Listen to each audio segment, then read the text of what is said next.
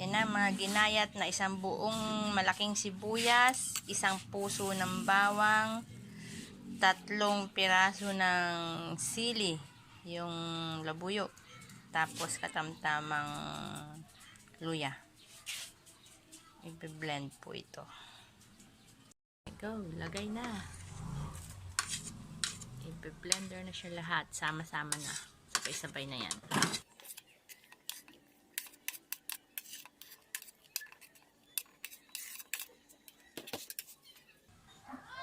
Samahan ng 1 teaspoon ng paprika,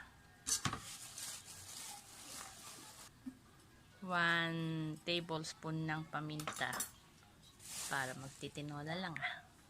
Tapos lagyan ng 250 ml na tubig, malinis na tubig inumin.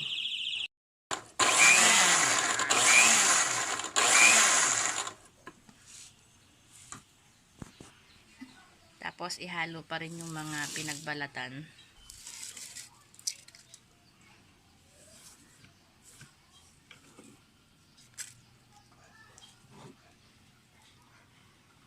Sama sa pag-blend.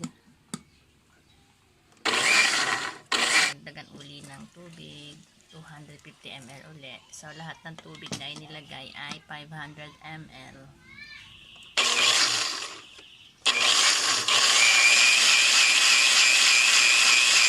Halo sa 3.5 liters na tubig. Halo-haloing maigi.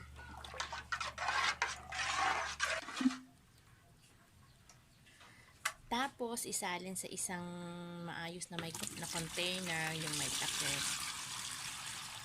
Tapos iwanan natin, bayaan mo natin siya overnight or 24 hours. Yan. Bukas, kinabukasan na siya uli. Sasalain naman. Ito na ngayon yung binabad ng 24 hours na 4 na butil ng bawang, isang sibuyas, isang sili para gagawing pesticide at fertilizer sa mga halaman. Sasalain na para hindi babara yung mga hindi durog, para hindi babara dun sa pang-spray.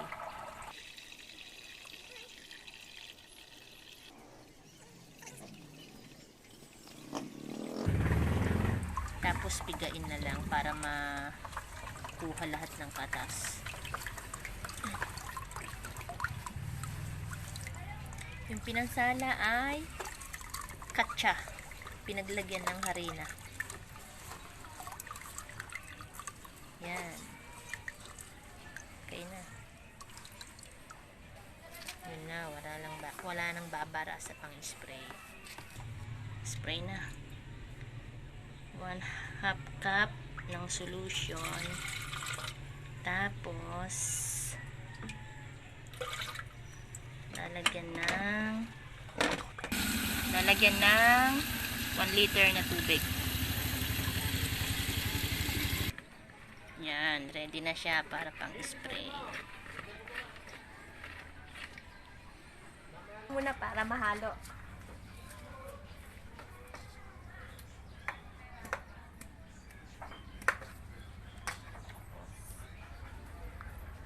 So, once a week lang to spray mga halaman.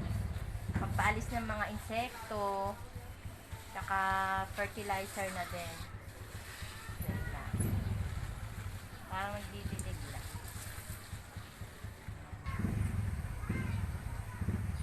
Kahit saang halaman na, pwede na to. Ayan, sa mga sili, sa luyot, mga organic ornamental plants, so eternity, pati sa mga pechay. Sariling lang to, sariling timpla lang. Kaya safe to, hindi makakalason. Pati sa orchids, spray na din yan. Sa rose, nagbubuka na. Oh. Nakuha na kasi yung ibang bulaklak na malalaki eh. May bago na uling pasibol. Ito yung maliliit lang bulaklak nitong rose na to.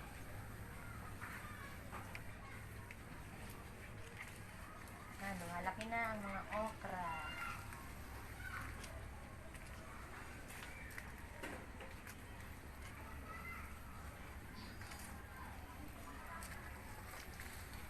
Natin tong amarillo. Kaya may mga may tawag nun, langgam. At maalis na yung mga langgam na yan. Ito, iba-ibang variety ng mayana. Yan, ang daming tulisa po. Yan ang dapat maalis eh. Maninira yan ng dahon. Yan.